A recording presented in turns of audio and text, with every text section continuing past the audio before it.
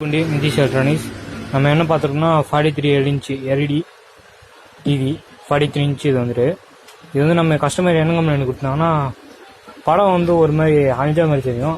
Check பண்ணி பார்த்ததுல எல்இடிஎஸ் fault. எல்இடிஎஸ் change பண்ணியாச்சு, ஸ்டிப்பும் சேஞ்ச் பண்ணியாச்சு, புது ஸ்டிப்பும் ஃபால்ட் இருந்து இப்போ நம்ம சேஞ்ச் பண்ணிட்டோம்.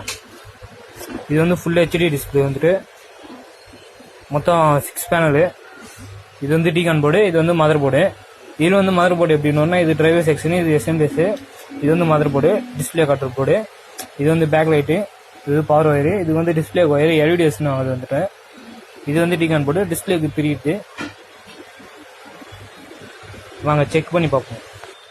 நம்ம இது போட்டோம்,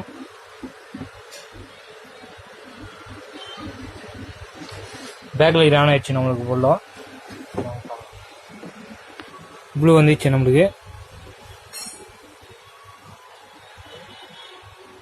இது வந்து பிரேம்லெஸ் 43 இன்ச்சு சோனி.